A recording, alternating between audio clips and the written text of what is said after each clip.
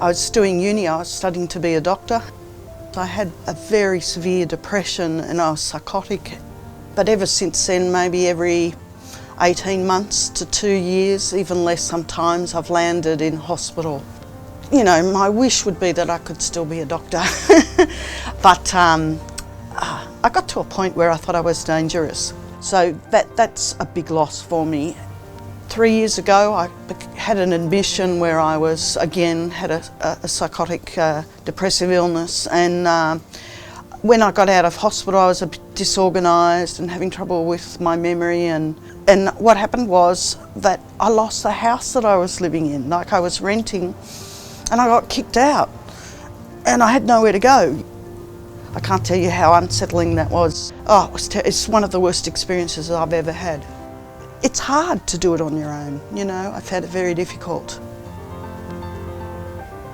Well, Daniel was diagnosed with a genetic disorder when he was 5 years old, and he suffered medical, problems all of his life. But just after his 23rd birthday, he had his first psychotic episode, and he's been diagnosed with treatment-resistant schizophrenia. Daniel has lost all of his skills with his personal care, his life-living skills, and his driving confidence. Well, it was very difficult for me. I'm a single mum, and Daniel was in hospital for 10 months. I was working full-time, and I actually cut back to part-time 4 months into his hospital stay, because it was just couldn't cope, just so exhausted, because you're just so mentally drained.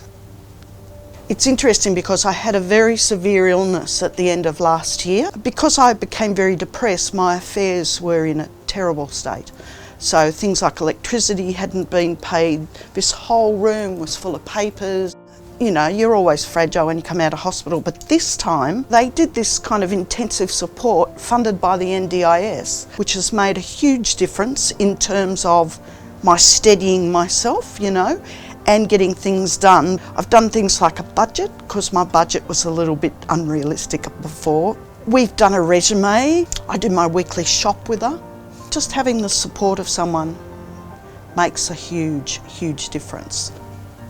But now that we have, help through the NDIS, it's just taken a tremendous amount of pressure off me. A support worker comes in 3 days a week, and we also have given Daniel some chores to do around the house, and just simple things like emptying the dishwasher, empty the recycling, making his bed, wiping his toilet over, and just helping him with cooking skills. And then he also has a young guy that comes in and takes him out for social interaction. So they go 10-pin bowling, to the movies. So, he's getting out in the community and having contact with other people other than just myself. I believe that if we didn't have the funding from the NDIS, that Daniel will probably be still sitting on the lounge watching Jurassic Park.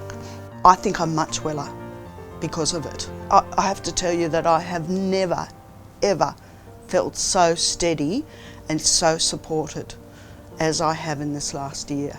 Without the support, I ended up homeless.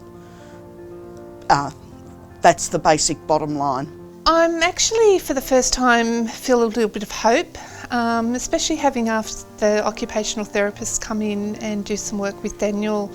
I really kind of feel we're starting to making some leaps and bounds now, and it's really quite exciting.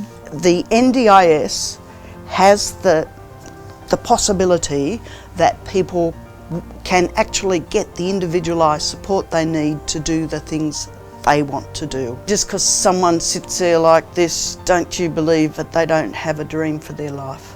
They do. I would love a relationship.